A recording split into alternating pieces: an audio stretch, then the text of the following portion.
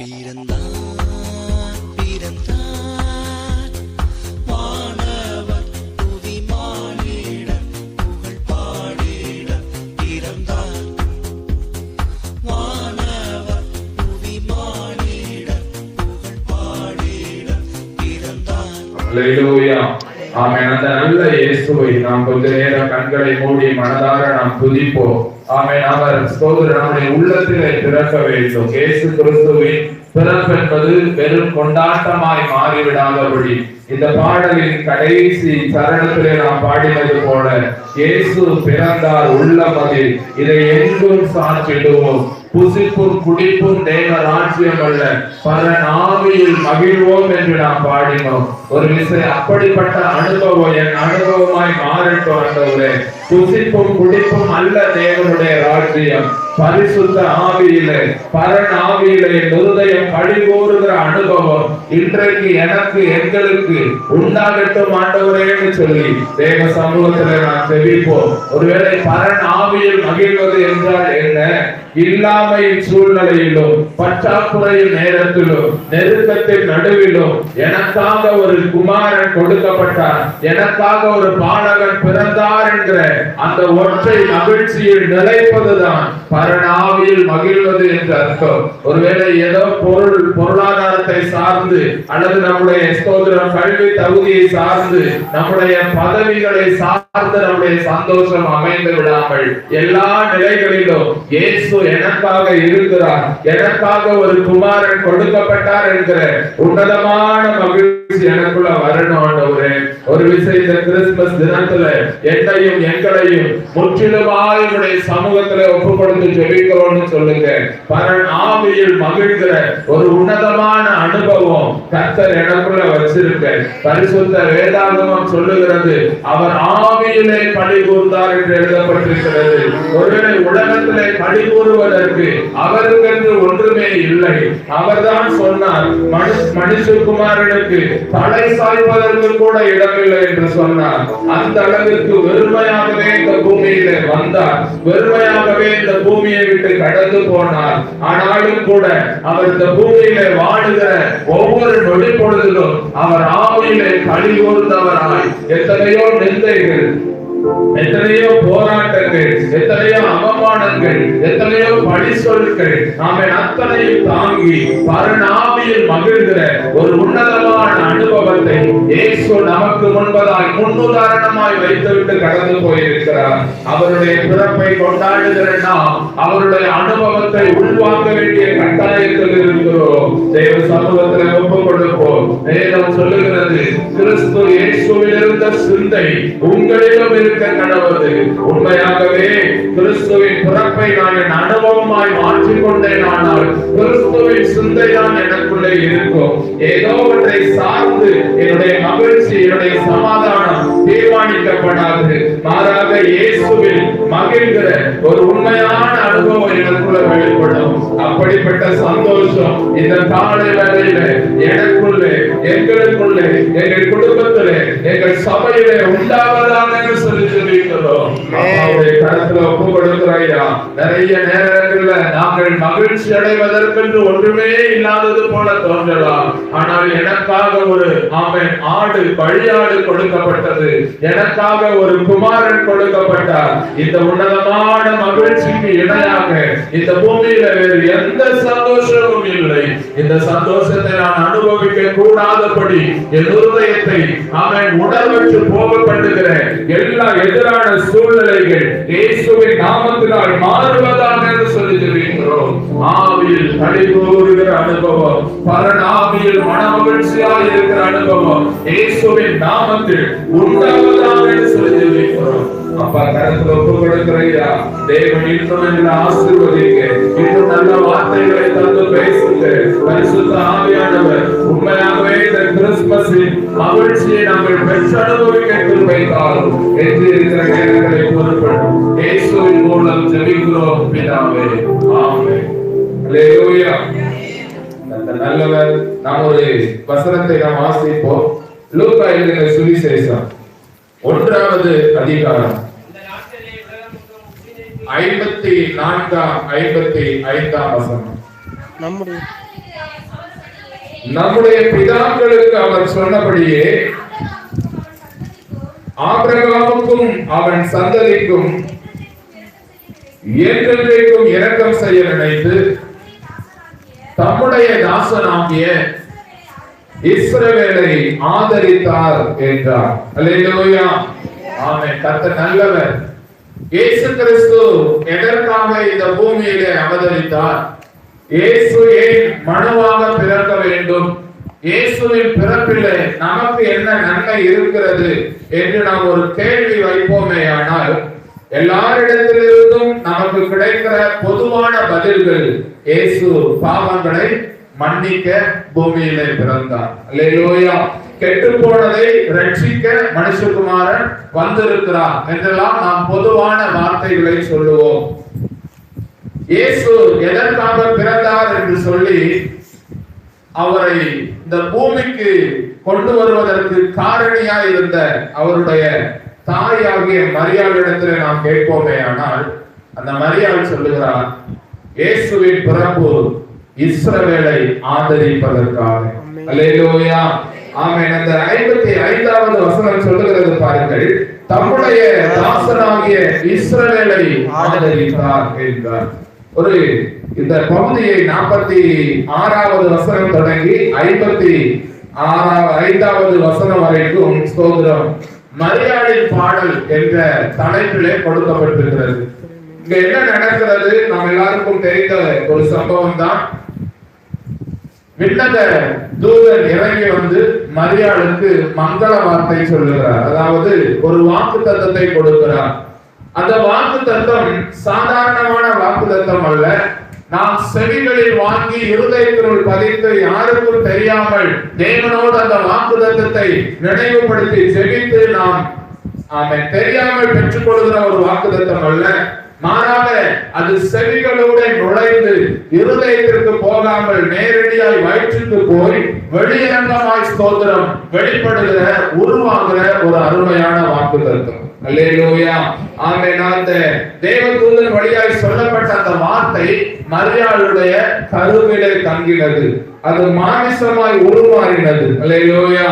ஆமென். அப்படிப்பட்ட ஒரு உன்னதமான ஒப்புயர்வற்ற ஒரு வாக்குத்தத்தத்தை பெற்ற மரியாள் ஸ்தோத்திரம் அந்த வாக்குத்தத்தம் உருவாவதற்கு இன்னும் அவர்களுக்கு சில அனுபவங்கள் பயிற்சிகள் தேவைப்பட்டது. அப்பொழுது தேவன் என்ன செய்தார்? ஸ்தோத்திரம் இந்த மரியாளை நம்ப பண்ணுவதற்கு நான் அதுல இன்னொரு காரியத்தை சொல்லிடுறேன். நிறைய நேரங்கள்ல நம்முடைய எதிர்பார்ப்புகள் எல்லாம் ஸ்தோத்திரம் நமக்காக யாரோ ஒருத்தர் ஜெபிக்கணும், தேவன் அதுல கிரியை செய்யணும், நாம வாங்கி அற்புதத்தை பையில போட்டு போயிடணும் அப்படின்னு எதிர்பார்க்கிறோம். ஆனால் அற்புத அடையாளங்களாய் இருக்கட்டும் அல்லது சுகமாய் ஆரோக்கியமாய் நலனாய் இருக்கட்டும், அது கர்த்தர் சம்பந்தப்பட்ட விஷயம் மாத்திரமல்ல, நாமும் சம்பந்தப்பட்ட விஷயமும் கூட. இந்த பகுதியிலே மரியாளுடைய ஸ்தோத்திரம் கர்ப்பத்திலே இயேசு கிறிஸ்து, கன்னியின் கர்ப்பத்திலே இயேசு கிறிஸ்து பிறக்க வேண்டும். அதை தேவதூதன் முன்னறிவிக்கிறார். அந்த மரியாளிடத்துல வந்து சொல்லுகிறார். மரியாளுக்குள்ள ஒரு கேள்வி இருக்கிறது, இது எப்படி ஆகும்? நியாயமான கேள்வி. இந்த எப்படி ஆகும் என்கிற கேள்வியை மாற்ற வேண்டும். ஆகும் என்கிற நம்பிக்கை அவளுக்குள்ளே உண்டாக்க வேண்டும். அப்பொழுது தேவதூதன் ஒரு காரியம் செய்கிறார். பெத்லகேம்ல பேசிட்டு இருக்கிறாரு. இந்தியாவிலே என்று ஒரு தூர தேசத்துல நடந்த ஒரு காரியத்தை சுட்டி காட்டாமல் உன் இனத்தவளாகிய கருவுற இயலாதவர்களுக்கு சொல்லப்பட்ட எலிசபெத்துக்கு இது 6வது மாதம் என்று ஒரு அடையாளத்தை சொல்லுகிறார். அல்லேலூயா. அந்த அடிப்படையில தான் இன்றைக்கும் நாம் சபைகளிலே சாட்சி பகுதி என்று ஒன்றை வைத்திருக்கிறோம். சாட்சி சொல்லும் போது என்ன நடக்கிறது?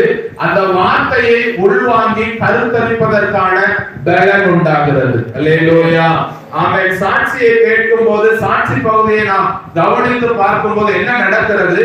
கர்த்தர் சொன்ன வார்த்தையின்படியே அவர் நம்மையும் ஆசீர்வதிப்பார் என்கிற ஆழமான நம்பிக்கை உண்டாகிறது. இந்த நம்பிக்கை உண்டானாலே ஒழிய கிறிஸ்து உண்டாவதற்கு வாய்ப்பில்லை என்பதை உணர்ந்த தேவதூதன் ஒரு அருமையான சாட்சியை மரியாளோடு பகிர்ந்து கொள்கிறார். உன் இனத்தவள் கருவுற இயலாதவள் என்று சொல்லப்பட்ட எலிசபெத்துக்கு இது 6வது மாதம். ஒருவேளை இந்த வார்த்தையை கேட்ட மாத்திரத்திலே மரியாள் மலை நாட்டுக்கு விரைகிறாள்.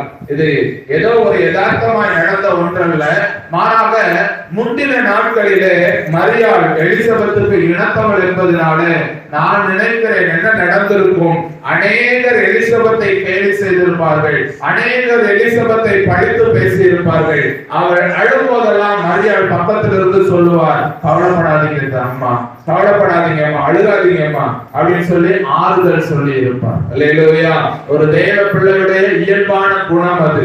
மற்றவர்கள் பழித்து பேசினாலும் நாம் என்ன செய்வோம், அவங்கள தேற்றி விடுவோம். அப்படிப்பட்ட குணத்தோடு இருந்த மரியாளுக்கு எலிசபெத் கருவுற்றாள் என்கிற செய்தி ஒரு மிகப்பெரிய ஆனந்தத்தை, மிகப்பெரிய உற்சாகத்தை உண்டாக்கினது. காரணம், அவள் இனத்தவள், உறவினர். அவன் அது மாத்திரமல்ல, அநேக முறை நான் சின்ன பிள்ளையா இருந்தாலும் கூட எனக்கு முன்பாக மனம் விட்டு அழுதவர், என்னுடைய ஆறுதலின் வார்த்தைக்காக ஏங்கின ஒரு தாய். இன்றைக்கு அந்த தாய்க்கு ஒரு அற்புதம் நடந்திருக்கிறது. அந்த அற்புதத்தை நான் பார்க்க வேண்டும், அவளுடைய சந்தோஷத்திலே நானும் பங்கெடுக்க வேண்டும் என்று மலை நாட்டுக்கு விரைகிறார். ஆனால் அதிலே தேவன் ஒரு சித்தம் வைத்திருந்தார். என்ன? தேவ தூதன் சொன்ன வார்த்தை, ஸ்தோத்திரம், அவளுக்குள் இன்னும் வேறொன்றாத நிலையிலே அவள் இனத்தவளாகிய ஒரு பெண் வழியாக, அவள் பார்த்து பழகின ஒரு உறவு வழியாக இன்னொரு விஷயம் அந்த வார்த்தையை உறுதிப்படுத்தும்படியான ஒரு திட்டத்தை கர்த்தர் வைத்திருந்தார். அல்லேலூயா. அதனாலதான் வேதம் சொல்லுகிறது, அவர்கள் இருவரும் சந்தித்துக் கொண்ட உடனே வழக்கமான ஒரு வாழ்த்தை தான் மரியாள் அங்கே வைக்கிறார். பெரிய வாழ்த்தெல்லாம் இல்ல, அவன் அம்மா பரிசுத்த ஆவியால நிரம்பி அவங்கள வாழ்த்தல, மாறாக வழக்கமாக அந்த தேசத்துல அவர்களுடைய பாரம்பரிய முறைமைப்படி ஒருவரை ஒருவர் சந்திக்கும் போது இயல்பாய் வாழ்த்துகிற ஒரு சாதாரண வாழ்த்து சத்தம் தான். ஆனால் அந்த வாழ்த்து சத்தம் எலிசபெத்துக்குள்ளே ஒரு பெரிய அதிர்வை உண்டாக்கினது. எலிசபெத் அம்மாவுடைய வயிற்றில் இருக்கிற குழந்தையை துள்ள பண்ணிட்டு, அந்த குழந்தை என்ன செஞ்சதா, மகிழ்ச்சியினால் ஆவியிலே நிரம்பி துள்ளிட்டு. இந்த சம்பவம் நடந்த உடனே அந்த அம்மா சொல்றாங்க, என் ஆண்டவருடைய தாய் என்னிடத்தில் வர நான் என்ன பாக்கியம் செய்தேன், நான் என்ன பாக்கியம் செய்தேன். இந்த வார்த்தை கேட்ட உடனே இந்த அம்மாவுக்கு அதிர்ச்சி ஆயிடுச்சு. இது தேவதூதன் எனக்கு சொன்ன விஷயம் இல்ல, தேவதூதன் என்னுடைய அறையில எனக்கு சொன்ன விஷயம் இல்ல. நான் ஸ்தோத்திரம் மீட்பரை கருத்தாங்க போகிறேன், என் வயிற்றிலிருந்து பிறக்க போகிற அந்த ஆமென் ஸ்தோத்திர குழந்தை பரிசுத்தம் உள்ளது என்கிற வார்த்தை தேவதூதன் எனக்கு வெளிப்படுத்தினது. இது இந்த அம்மாவுக்கு எப்படி தெரியும்? அப்ப அந்த கேள்விதான் அவங்களை இன்னும் என்ன செஞ்சது, உற்சாகப்படுத்தினது, இன்னும் நம்பிக்கை தந்தது. அதனாலதான் வேதம் சொல்லுகிறது, உடனே மரியாள் என்ன செய்தார்களாம், 45வது வசனம் 46வது வசனம், அப்பொழுது மரியாள் என் ஆத்துமா கர்த்தரை மகிமைப்படுத்துகிறது. அல்லேலூயா. ஆமென். தேவதூதன் சொன்னபோது கூட சந்தோஷத்துல இவள் ஆத்துமா கர்த்தரை மகிமைப்படுத்தவில்லை.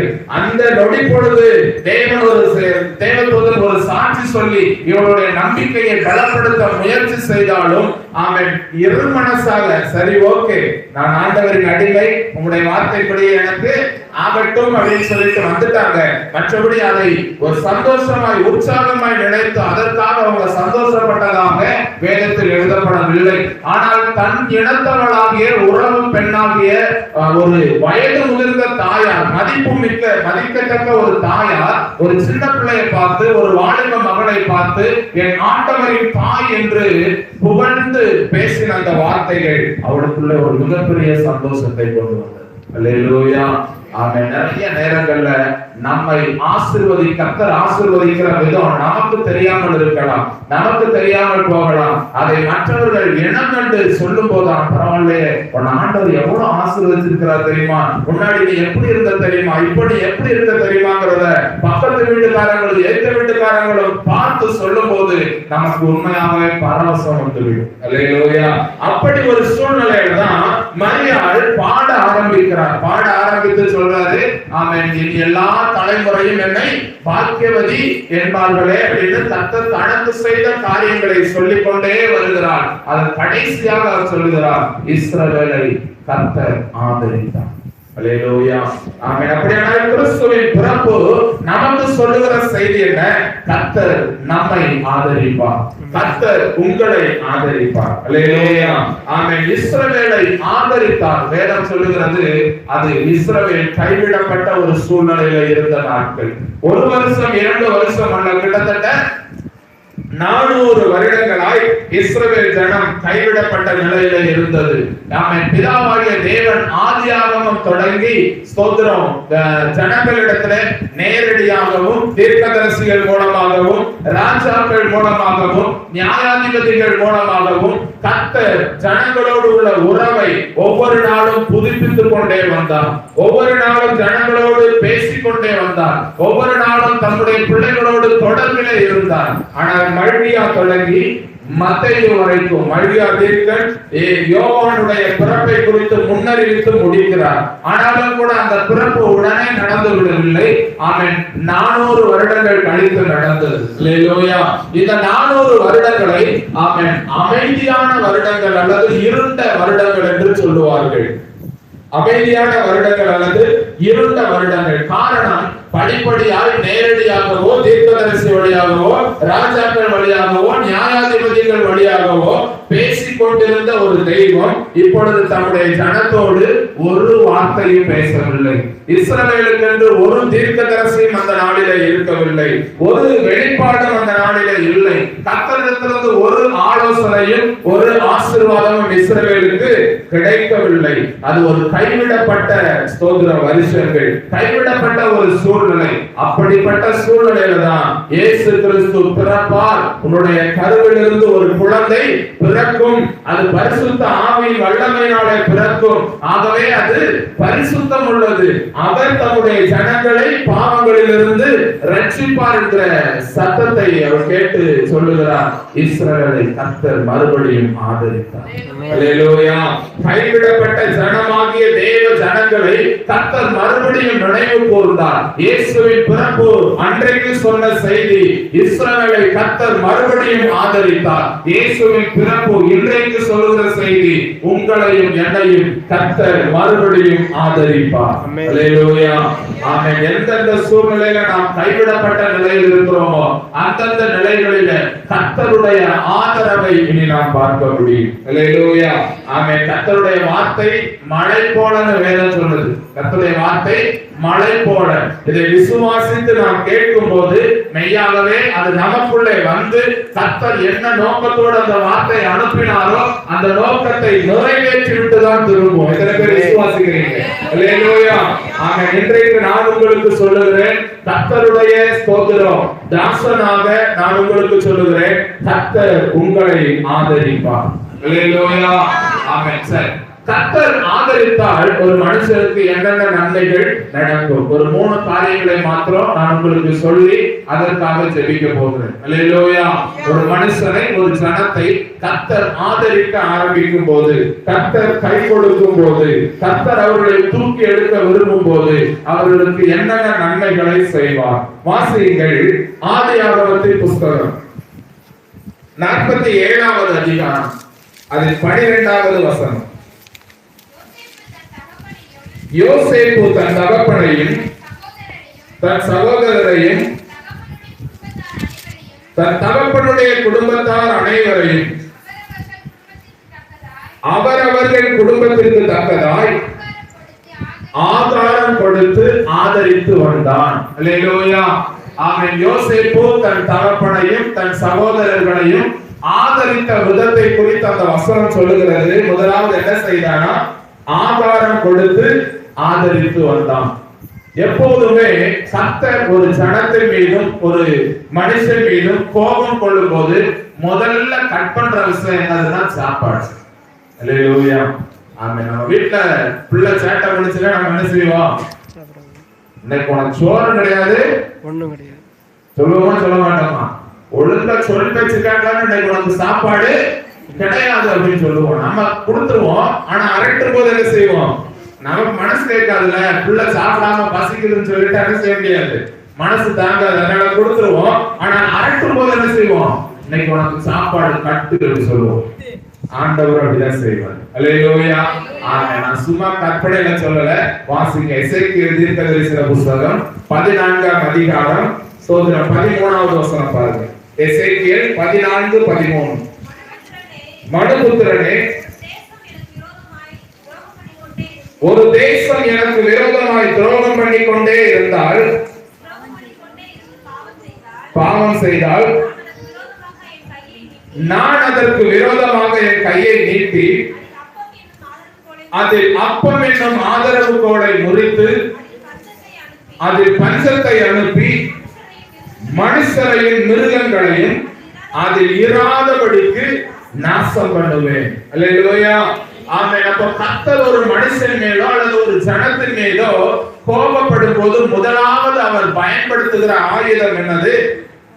அப்பம் என்னும் ஆதரவு கோலை முறித்து பஞ்சத்தினால் மனுஷன் மாத்திரமல்ல மனுஷனோடு கூட மிருகங்களும் சாகும்படியான ஒரு சூழ்நிலை உருவாகிவிடும். அதே எசேக்கியேல் புத்தகத்துல 4ஆம் அதிகாரம் 17வது வசனம் பாருங்க. 4:17. நான் எருசலேமிலே அப்பம் என்னும் ஆதரவு கோலை முறிக்கிறேன், அவர்கள் அப்பத்தை நிறையின்படியே விசாரத்தோடு சாப்பிட்டு தண்ணீரை அளவின்படியே திடுக்கிடுதலோடு குடிப்பார்கள். அப்பம் என்னும் ஆதரவு கோல் முறிக்கப்படும் போது என்ன நடக்குமா? நிறையின்படியே அப்படின்னா அளந்துதான் சாப்பிடுவாங்க. அளந்துதான் என்ன செய்வாங்க? வயிறு பசிக்கும், நிறைய பசிக்கும், ஆனா 2 அப்பம் தான் இருக்கு. அதை சாப்பிட்டுட்டு மறுபடியும் திருப்தி அடையாம ஏங்குகிற ஒரு சூழ்நிலை உருவாகும். அப்படி உருவாகுதுன்னா கர்த்தர் அப்பம் என்னும் ஆதரவு கோலை முறித்தார் என்று அர்த்தம். ஆனால் அதே கர்த்தர் தம்முடைய ஜனங்களை மறுபடியும் ஆதரிக்க ஆரம்பிக்கும் போது நான் நினைக்கிறேன் இந்த 400 வருஷங்கள்ல இந்த இஸ்ரவேல் ஜனம் என்ன செஞ்சிருக்கும்? இப்படிப்பட்ட சூழ்நிலைக்கும் கூட தள்ளப்பட்டிருக்கும். ஏன்னா கர்த்தர் அவர்களை ஆதரிக்கவில்லை, கர்த்தர் அவர்களுக்கு ஆலோசனை கொடுக்கவில்லை, கர்த்தர் அவர்களுக்கு ஆசீர்வாதத்தை அருளவில்லை. கிட்டத்தட்ட 400 வருஷங்கள் அவர் மௌனம் காத்தார். அவர் மௌனம் காத்ததுனால அது இருண்ட காலம் அப்படின்னு சொன்னா அவங்க எல்லா விதத்திலும் நெருக்கப்பட்டிருந்தார்கள். அப்பம் என்னும் ஆதரவு கோலும் அவர்களுக்கு முறிக்கப்பட்டிருந்தது என்று நான் நம்புகிறேன். அல்லேலூயா. ஆமென். அப்படிப்பட்ட சூழ்நிலையில தான் இந்த இயேசு தம் ஜனங்களை தேடி வருகிறார். அப்படிப்பட்ட சூழ்நிலையில தான் எப்படி ஆமென் எகிப்திலே 400 வருஷங்கள் அடிமைகளாக இருக்கும்போது மோசே என்கிற ஒரு ரட்சகனை அனுப்பி அவர்களை விடுதலை பண்ணினாரோ, அது போலவே கைவிடப்பட்ட 400 வருஷங்கள் கைவிடப்பட்டு பதறிக் கொண்டிருந்த தம் ஜனங்களை கர்த்தர் நினைவு கூறும்போது மறுபடியும் ஒரு ரட்சகரை அனுப்புகிறார். அவர் இஸ்ரவேல் ஜனங்களுக்கு மாத்திரமல்ல ஒட்டுமொத்த உலகத்தில் இருக்கிற எல்லா ஜனங்களுக்குமான ரட்சகராக இயேசு இந்த பூமியிலே வந்தார். அல்லேலூயா. ஆமென். அதனாலதான் அன்னை மரியாள் சொல்றாங்க, ஆமென், தம்முடைய தாசனாகிய இஸ்ரவேலை கர்த்தர் ஆதரித்தார். அப்ப ஆதரிக்கும் போது என்ன நடக்கும்? முதலாவது நான் சொன்னேன், அவர் என்ன செய்வார்? போஜனம் கொடுத்து போஷிப்பார். அல்லேலூயா. ஆமென். முதல் கோபம் வரும்போது அப்பம் என்னும் ஆதரவு கோலை முறிப்பார். அந்த கோபம் தணிஞ்சு மறுபடியும் அவங்கள கையில் எடுக்கும் போது, மறுபடியும் அவங்கள பொறுப்பெடுக்கும் போது, மறுபடியும் அவங்கள ஆதரிக்க நினைக்கும் போது என்ன செய்வார்? அவருடைய போஜன பந்தி கொழுமையான பதார்த்தங்களால் நிரம்பும்படி கட்டளையிடுவார். அல்லேலூயா. அந்த இன்றைக்கும் ஸ்தோத்திரம் அந்த ஜனங்கள் வேதம் சொல்லுகிறது கிட்டத்தட்ட 12 கோத்திரம் நிறைந்த இஸ்ரவேல் ஜனம் ஒட்டுமொத்தமாய் அழியாதபடிக்கு தான் யோசேப்பை கர்த்தர் என்ன செஞ்சாராம்? முன்னமே அனுப்பி வைத்தாராம். வாசிங்க ஒரு வசனத்தை. ஆதியாகமம் 45:7. ஆதியாகமம் 45:7. பூமியிலே உங்கள் வம்சம் ஒழியாமல் இருக்க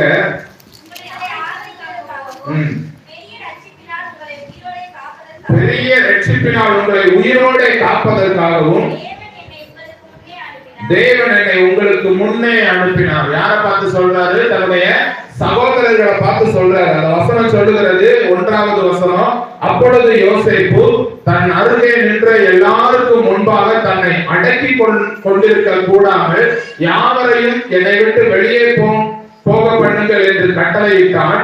யோசேப்பு தன் சகோதரருக்கு தன்னை வெளிப்படுத்துகையில் ஒருவரும் அவன் அருகே இருக்கவில்லை. யோசேப்பு தன் சகோதரருக்கு வெளிப்படுத்துகிறான். அப்படி வெளிப்படுத்தும் போது இவங்களுக்கு பயம்தான் வருது. ஏன்னா யோசேப்பு அவங்க செஞ்ச செயல் அப்படி. அல்லேலூயா. ஆமென். ஒரு பயம் வருது. ஐயோ, நாம கொன்று போட நினைத்தவன் இன்றைக்கு அதிபதியாய் அமர்ந்து இருக்கிறானே, அப்படியானால் நமக்கு என்ன செய்வான் என்று யோசிக்கும் போதுதான் யோசேப்பு சொல்றாரு, பயப்படாதீங்க, நான் நடந்து வந்த பாதை இல்லைன்னா கடினமா இருக்கலாம், ஆனால் அதை நீங்கள் எனக்கு செய்தீர்கள் என்று நான் நம்பவில்லை. நீங்கள் அப்படி செய்கிற ஆளும் இல்லை. மாறாக இப்படி ஒரு சூழ்நிலை வரும் என்று முன்னறிந்த தேவன் உங்கள் வம்சத்தை உயிரோடு காப்பதற்காக, இவ்வளவு பெரிய ரட்சிப்பை செய்வதற்காக, உங்களை உயிரோடு காப்பதற்காக கர்த்தர் என்னை முன்னமே அனுப்பினார் என்று நான் நம்புகிறேன். அல்லேலூயா.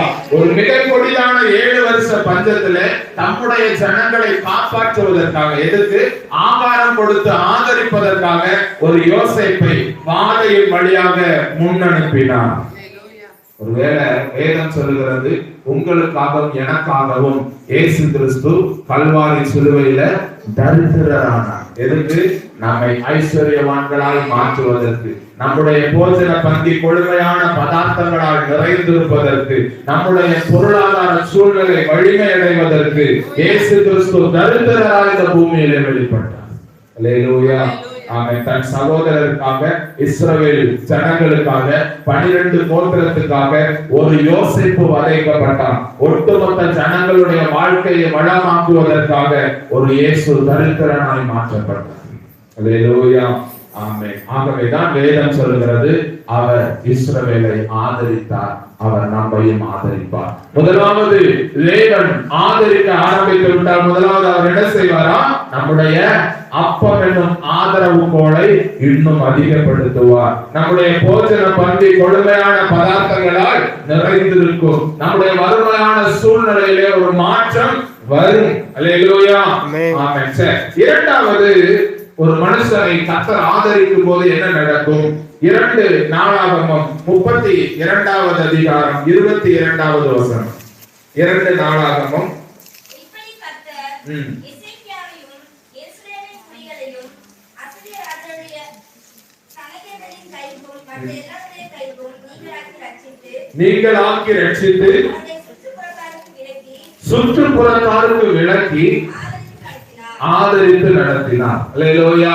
ஆமென். சுற்றுப்புறத்தாருக்கு விலக்கி ஆதரித்து நடத்தினார். முதலாவது ஆகாரத்தை கொடுத்து ஆதரித்தார். இரண்டாவது சுற்றுப்புறத்தாருக்கு விலக்கி ஆதரித்து நடத்தினார். அல்லேலூயா. ஆமென். இது ஒரு முக்கியமான ஆசீர்வாதம். ஏனென்றால் நம்முடைய வாழ்க்கையில் சமாதானத்திற்கும் சந்தோஷத்திற்கும் சுற்றுப்புறத்தார் முக்கிய பங்கு வகிக்கிறார். அல்லேலூயா. ஆமென். ஒண்ணு ஸ்தோத்திரம், அவர்களால நமக்கு சந்தோஷம் உண்டாகும், இல்லைன்னா சங்கடம் உண்டாகும். ஏதோ ஒரு பாதிப்பை நம்முடைய வாழ்க்கையில ஆமென் ஏற்படுத்துகிற ஒரு நன்மையான பாதிப்பா இருக்கலாம், அல்லது தீமையான பாதிப்பா இருக்கலாம். சுற்றுப்புறத்தாரால ஒண்ணு நமக்கு மகிழ்ச்சி இருக்கும், இல்லைன்னா இகழ்ச்சி இருக்கும். அல்லேலூயா.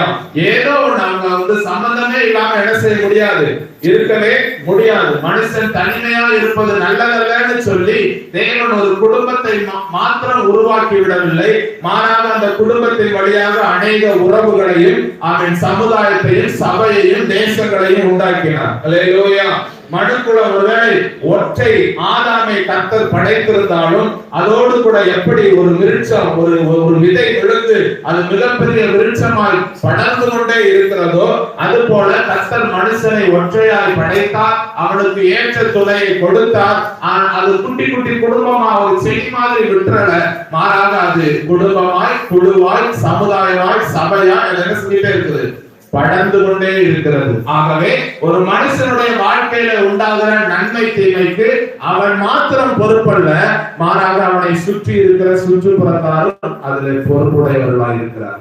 அல்லேலூயா. ஆமென். அப்படியானால் நம்மை சூழ்ந்து இருக்கிறவர்கள், சுற்றி இருக்கிறவர்கள், பக்கத்துல இருக்கிறவங்க, எதிர்த்து இருக்கிறவங்க நன்மையான பாதிப்புகளை நமக்கு உண்டாக்குகிறவர்களாக இருந்தால் சந்தோஷம், தீமையான பாதிப்புகளை நமக்கு உண்டாக்கினால் துக்கம். அல்லேலூயா. ஆமென். சனகரிப் என்பவன் எசேக்கியாவுக்கு நல்ல நண்பன்.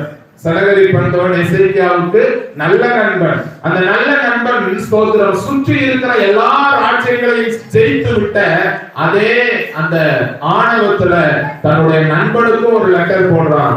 நான் பக்கத்துல வந்துட்டேன், உன்னை காலி பண்ணிடு. அல்லேலூயா.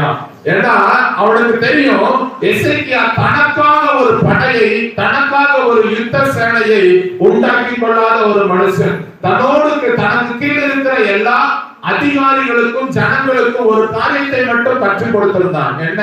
நமக்கு கர்த்தரே பாதுகாப்பு, நமக்கு கர்த்தரே பாதுகாப்பு. ஐயா குதிரை வாங்கலையா, குதிரை வேண்டாம், கர்த்தர் பார்த்துக் கொள்வார். ஐயா யானை வாங்கலையா, யானை வேண்டாம், கர்த்தர் பார்த்துக் கொள்வார். ஐயா ராணுவத்துக்காக நிதி ஒதுக்கலையா, வேண்டாம் வேண்டாம், ராணுவம் வேண்டாம், கர்த்தர் பார்த்துக் கொள்வார். யாரு? எசேக்கியா. அல்லேலூயா. ஆமென். இது யாருக்கு தெரியும்? சனகரிப்புக்கு தெரியும். ஒரு நாள் திடீர்னு அவன் வந்தான். எல்லா ராஜ்யங்களையும் எடுத்த உடனே எசேக்கியாட்ட வரல, சுற்றி இருக்கிற ராஜ்யங்களை எல்லாம் ஜெயித்து விட்டான். சுற்றி இருக்கிற ராஜாக்களை எல்லாம் சிறை பிடித்தான்.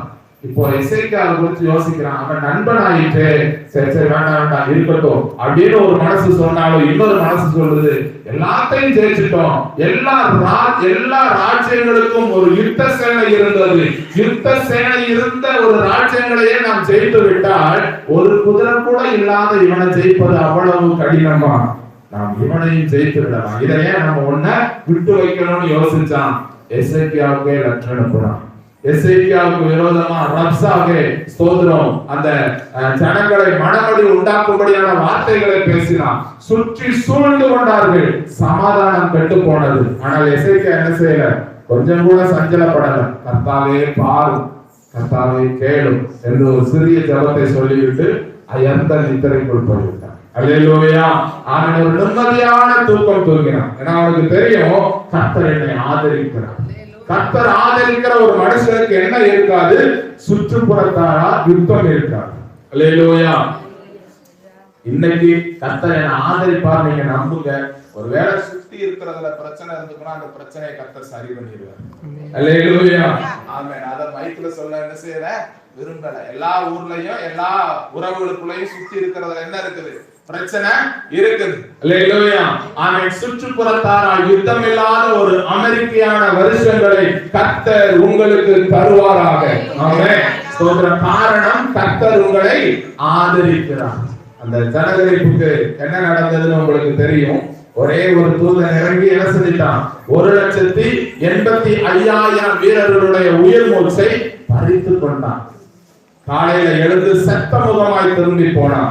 எசேக்கியா ராஜாவுக்கு விரோதமாக எழும்பினவன் செத்த முகமாய் திரும்பி போனான். ஒருவேளை உங்களுக்கு விரோதமாய் எழும்புகிறவர்களின் முகங்கள் செத்து போகும். அதாவது எதிர்க்க முடியாத சூழ்நிலை உருவாகும். அல்லேலூயா. கர்த்தர் உங்களுக்கு ஆதரவாய் இருக்கிறார் என்பதை சுற்றுப்புறத்தால் விளங்கிக் கொள்ளுகிற சூழ்நிலையை கர்த்தர் உண்டாக்குவார். ஆமென். ஸ்தோத்திரம். மூன்றாவது, கர்த்தர் ஒரு மனுஷரை ஆதரிக்கும் போது என்ன செய்வார்? வாசியுங்கள். யோபு 36:17. ஆகாதவன் மேல் வரும் நியாய தீர்ப்பை நிறைவேற பார்ப்பீர். நியாயமும் நீதியும் உம்மை ஆதரிக்கும். அல்லேலூயா. ஆகாதவன் மேல் வரும் நியாய தீர்ப்பை நீர் பார்ப்பீர். நியாயமும் நீதியும் உம்மை ஆதரிக்கும் என்று சொல்லப்பட்டிருக்கிறது. இது என்ன அப்படின்னா ஸ்தோத்திரம். யாக்கோபு நிருப ஆக்கியோன் சொல்லுவாரு, நியாய தீர்ப்புக்கு முன் இரக்கம் மேன்மை பாராட்டும் என்று சொல்லுவார். அல்லேலூயா. நியாய தீர்ப்புக்கு முன்னாடி என்ன செய்யுமா? இரக்கம் மேன்மை பாராட்டும். வாசிங்க யாக்கோபு நிருபம் 2ஆம் அதிகாரம் 13வது வசனம். யாக்கோபு 2:13.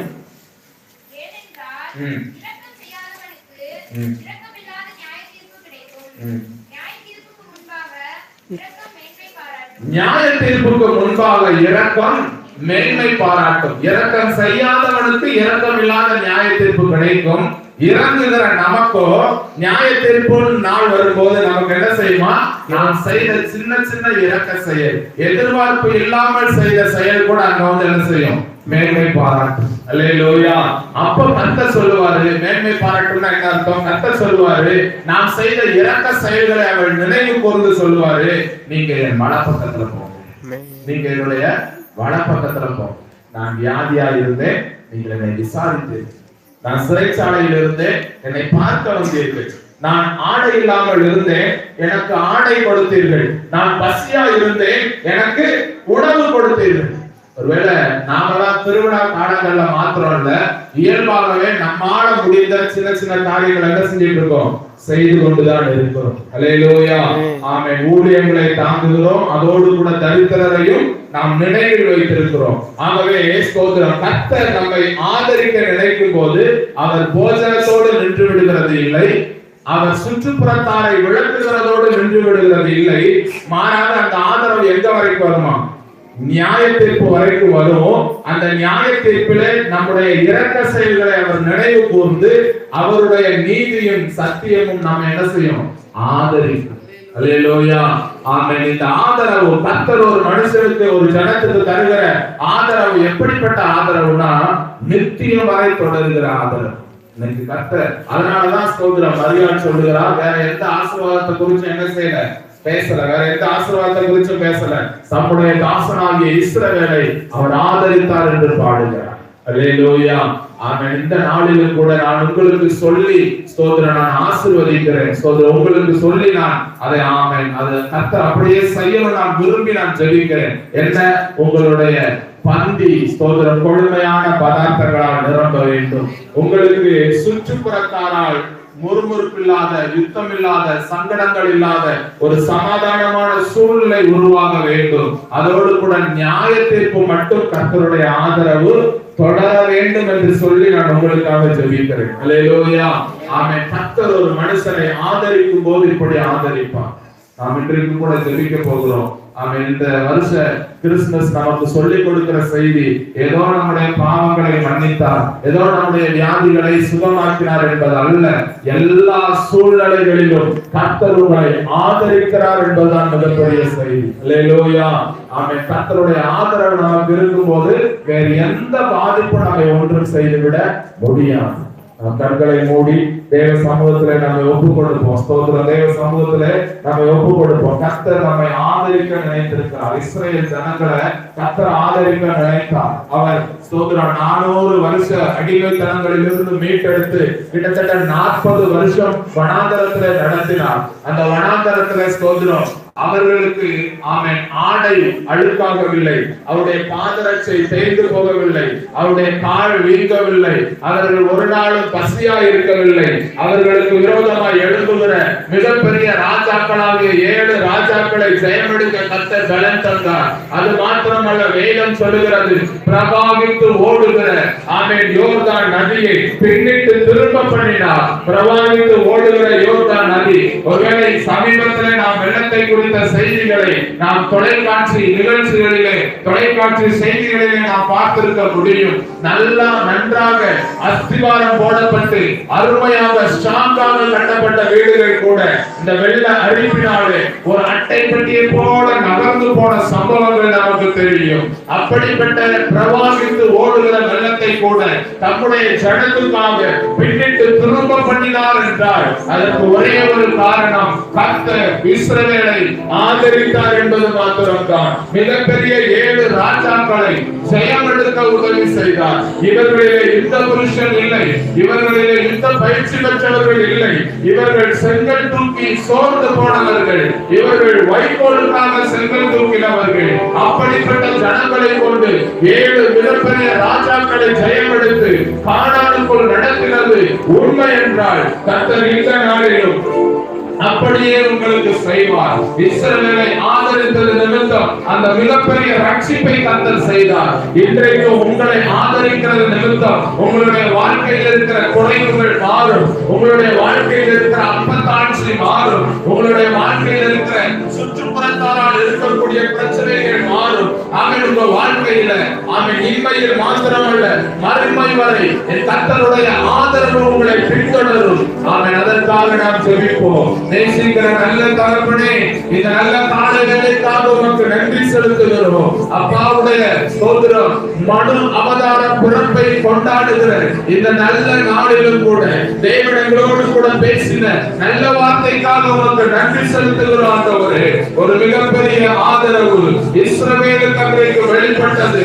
அது இஸ்ரவேலுக்கு மாத்திரமல்ல, உலகின் கடைக்கோடியில் இருக்கிற எங்களுக்கும் அது வெளிப்பட்டது என்று நாங்கள் நிச்சயமாய் நம்புகிறோம். தம் ஜனத்தை, தம் தாசனாகிய இஸ்ரவேலை கர்த்தர் ஆதரித்தார் என்ற மரியாதையின் பாடல் இஸ்ரவேல் ஜனங்களுக்காக மட்டும் சொல்லப்படவில்லை, மாறாக எனக்காக சொல்லப்பட்டிருக்கிறது.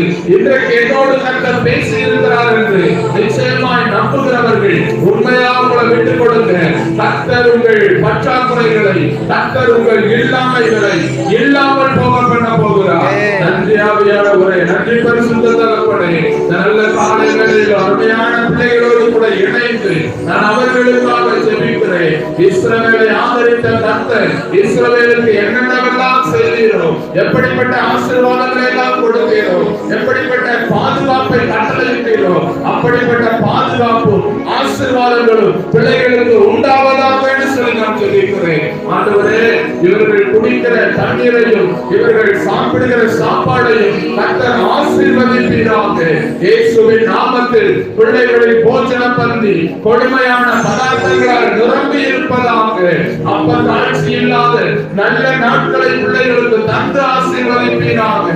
தகப்பனே, இதுவரைக்கும் சுற்றுப்புறத்தாரால் யுத்தத்தோடு கூட, சுற்றுப்புறத்தாரால் பிரச்சனையோடு கூட பிள்ளைகள் ஒவ்வொரு நாளும் போராடி கொண்டிருப்பார்களே. ஆனால் நான் யாரை சொல்லி என்ன செய்ய, யாரை நொந்து கொள்ள, நான் நேசித்தவர்கள், நான் நம்பினவர்களே எனக்கு விரோதமாக பேசுகிறார்களே என்று புலம்புகிற சூழ்நிலை பிள்ளைகளுக்குள் இருக்குமானால் இயேசுவின் நாமத்தில் சுற்றுப்புறத்தாரை விலக்கி ஆதரிக்கிற கர்த்தர், எசேக்கியாவை சுற்றுப்புறத்தாருக்கு விலக்கி ஆதரித்த கர்த்தர் பிள்ளைகளுடைய சுற்றுப்புறத்தாருக்கு விலக்கி ஆதரிப்பீராக என்று சொல்லி வைக்கிறேன். அவனுடைய ஆதரவு பிள்ளைகளுடைய நித்தியம் வரை தொடர்வதாக. சின்ன சின்ன தவறுகளை, தெரிந்தும் தெரியாமல் செய்த பிள்ளைகளை, துணிகரமாய் செய்த பாவங்களை இந்த காலை வேளையில கர்த்தர் மன்னித்து ஆசீர்வதிக்க சொல்லி வைக்கிறோம். நாங்கள் சோதரம் ஆமென் யதார்த்தமாய் செய்த சின்ன சின்ன இறந்த செயல்கள் கூட ஆமென் நித்தியத்திலே நியாயத்திற்கு முன்பதாக மேன்மை பாராட்டுவதாக. தேவன் அப்படி செய்கிறதற்காக உமக்கு நன்றி. அப்பா, கரத்தில் ஒப்புக் கொடுக்கிறோம். பிள்ளைகளுடைய முழு வாழ்க்கையை உடைய கரத்தில் ஒப்புக் கொடுக்கிறேன். இயேசுவின் நாமத்தில் உங்களுடைய ஆதரவு தொடரட்டும் சொல்லி சொல்கிறேன். எல்லா துதி கன மகிமையை ஒருவருக்கே செலுத்தி எங்களை தாழ்த்துகிறோம். இயேசுவின் மூலம் ஜெபிக்கிறோம் பிதாவே. ஆமென், ஆமென். அல்லேலூயா, ஆமென். மெய்யாகவே கர்த்தர் உங்களை ஆசீர்வதிப்பார்.